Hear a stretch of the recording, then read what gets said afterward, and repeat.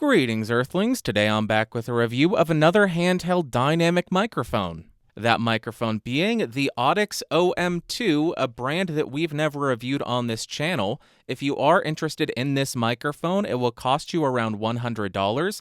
Like always, I'll throw some links down below. For this review, I've got the microphone connected directly to the Focusrite 18i20 2nd Gen, gain set just at around 430. I will not do any kind of post-processing, but I may boost it in post, so check the doobly-doo to see what I diddly did. And PewDiePie, doobly-doo is not 2013, it's 2020. Take note. Or something.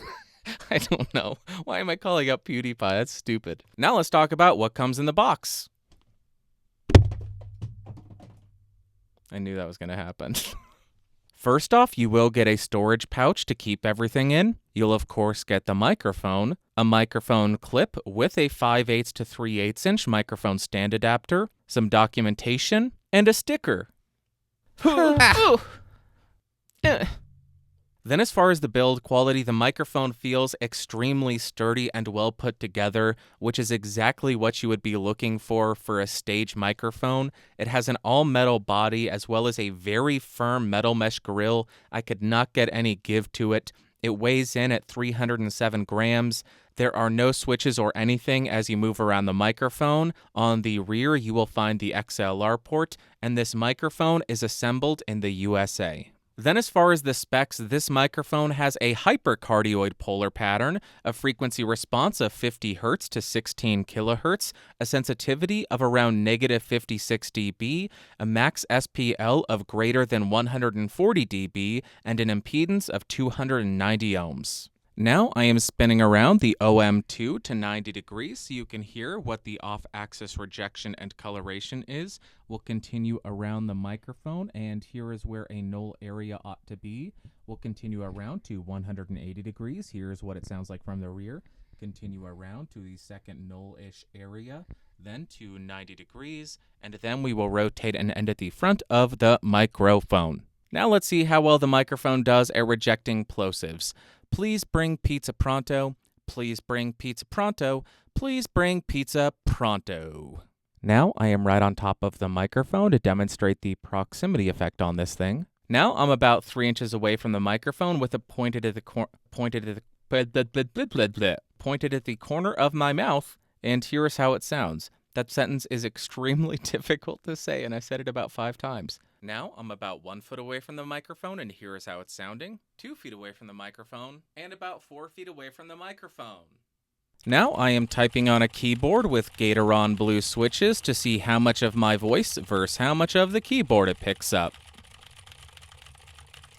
And for you elite gamers, now I am typing on the sad W keys.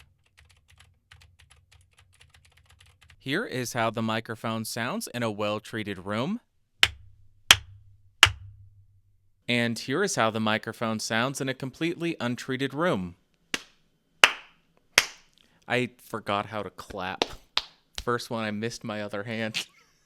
Because this is a handheld microphone, I will pass it back and forth between my hands to see how it does at rejecting handling noise.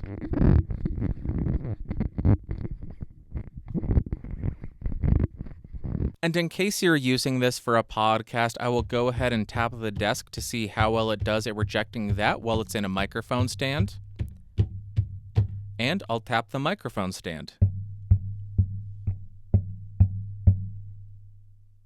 And now, because I am an extremely annoying person, I am going to tap the body of this microphone to see if there are any kind of resonant frequencies.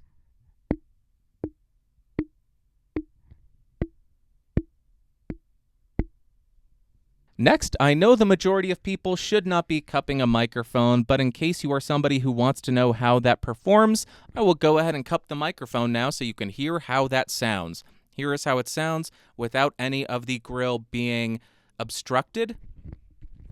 And now I have completely encapsulated the side of the capsule, and just the front of it is uncovered, and here is how it sounds. Let me get a little bit more aggressive, and now I have completely cupped the microphone like I'm going to do some pig squeals in a death metal band. That's how it performs. I think I clipped there. There you go.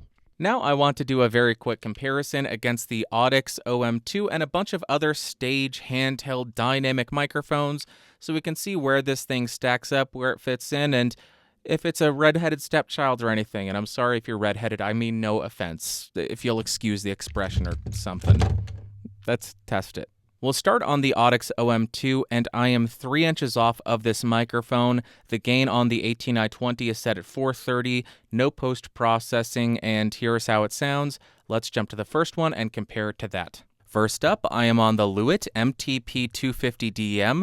This is an $80 XLR dynamic microphone. Same gain, same distance from the microphone. Check the lower third to see how much I boosted this in post. And let's jump back to the Audix and compare it to some more microphones. Let's do that. We are back on the Audix OM2, same distance, same gain. Because we're comparing it against so many mics, we're going to breeze through these. Let's jump to the next mic after you've heard this. Now we are on a microphone that I would be shocked if anybody thought I would not be comparing it against the Audix. We are on the Shure SM58, $100 for this dynamic microphone, 3 inches off. Gain at 430 still, check the lower third, and here is how this microphone sounds. Let's jump back to the Audix and do a couple more comparisons, or a lot more than a couple more. A lot more. Guess what? We're back on the Audix OM2 again, so you can hear how this microphone sounds before we jump to another one and compare it to that one. Hey, now we are on the SE Electronics SEV7 Super Cardioid handheld dynamic microphone. This goes for $100 if I am not mistaken, and I do believe it is super cardioid, but here is how this microphone sounds. Same distance, same gain setting, check the lower third, and let's jump to the Audix again and do even more comparisons. You're never going to guess it, but guess what? We're back on the Audix OM2, and I don't know why I said you're never going to guess it. Guess what? Because if you're never going to guess it, why am I asking you to guess it? That's stupid of me. This is the Audix OM2. Let's jump to another mic. Now we are on the AKG D5, another handheld dynamic microphone, another $100 handheld dynamic microphone. Same distance, same gain setting, and here is how this microphone sounds compared against the Audix. We've got a couple more microphones to compare it against, so I am not going to ramble anymore, even though I've already been rambling quite a bit so far, so this is kind of redundant for me to say it, and counterintuitive and counterproductive, really. But this was the AKG D5. Let's jump to the Audix. Bad joke, Andrew, bad joke. Do you ever wonder about the meaning of life? Do you have a free moment to speak about our Lord and Savior Zondu? This is the Audix OM2, and we're back on this mic. Here's how it sounds. I'm an idiot. Let's jump to another mic. Now we are on the Electro Voice ND76, which is another handheld dynamic microphone, which goes for, say it with me, $100, or 3 easy payments of $33.33. Call the number. Okay, this is the ND76. Let's jump back to the Audix and do a couple more comparisons. And we are back on the Audix OM2 again, so you can hear how this microphone sounds. Let us jump to another one. Now we are on the Sennheiser E835, an incredibly popular $100 handheld dynamic microphone. Here is how this sounds at the exact same distance and the exact same gain setting. Check the lower third to see if I boosted any of these differently in post, which I most likely will have had to have done. Here's this microphone. Let's jump back to the Audix, and we've got one more mic to compare it against. I'll tell you what, I fear that these microphone comparisons where I slowly lose my mind is where I am going to lose my audience, because they are going to either be terrified or they are going to become offended by something that I unknowingly say that's offensive. But here we are. That's a sincere fear. I'm on the Audix OM2 again. Let's jump to another microphone and compare it to that. I hope this is the last one. I think this is the last one we're comparing it against. And lastly, we are on the Beyerdynamic TGV70. TGV, I love that guy. Great watch channel, TGV, the Urban Gentry. But TGV V70, D70, whatever the name is, $170 if I'm not mistaken. Handheld dynamic mic, same distance, same gain setting, check the lower third. Here is how this microphone sounds compared to the Audix OM2. And that concludes all of the comparisons. Let me know in the comments down below which of these microphones did you like the best. Did the Audix perform well for you, or did you like any of these other microphones a bit better?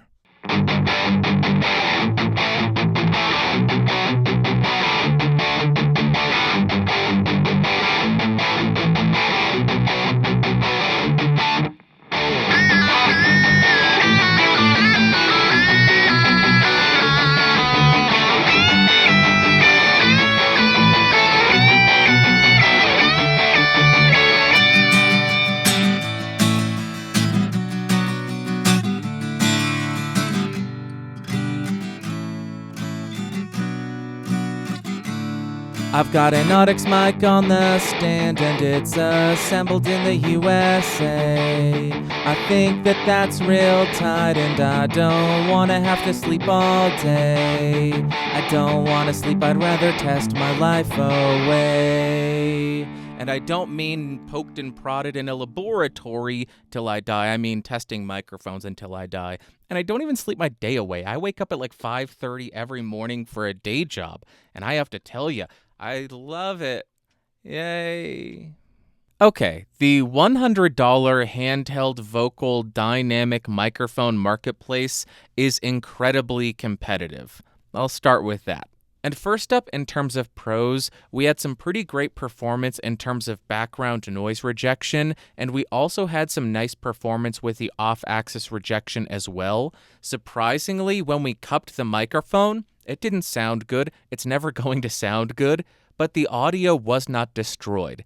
That is a huge benefit for this microphone, and this may not be a pro for everybody, but I really like seeing microphones that are either made in the USA or assembled in the USA, and this is assembled in the USA, so big thumbs up from me. And then as far as cons, the main issue that stuck out to me was the handling noise. It was a very squeaky type of handling noise, and I think those frequencies will interfere with human voice a lot more than a low-end rumble. And I also found the plosive rejection not to be the worst, but not to be very great, so the singer will have to have pretty good microphone technique to avoid popping the microphone. And now, what are my overall thoughts and opinions of this microphone? On the electric guitar, I thought it was usable. It was pretty dang crunchy in the upper frequencies, which gave us some really aggressive tones. It almost reminded me a bit of a Nails recording, if you've ever heard that band.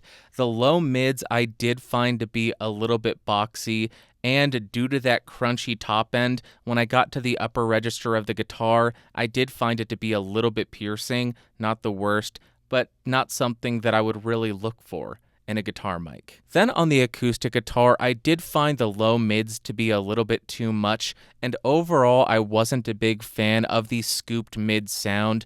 Yes, you don't have actual scooped mids, but you have the boost to the low end, you got the boost to the high end, and you don't touch the mids. That gives you kind of the V shape that you get from it, and I wasn't too keen on it for the acoustic. Then for singing, I did enjoy the sound of the microphone, but I think you'll need to do some EQing because to my ears, there was a bit too much going on around the 200 hertz range, and it got to be a little bit muddy and unclear, but the big presence and treble boost did add some nice clarity to the vocals, and I think ultimately that would be a benefit if you're putting the vocals in a full mix. And lastly, for spoken word, I think the top end of this microphone gets to be a little bit crunchy, but honestly, that's to be expected in these more affordable dynamics that have these large boosts. But because of the large boost to the top end and the boost to the low end, you get a much more modern V-shaped sound, especially when you compare it to something like the 58, which is very dark and closed off sounding. And this mic also doesn't get overly nasally like other dynamics tend to do. And to wrap up, would I recommend the Audix OM2?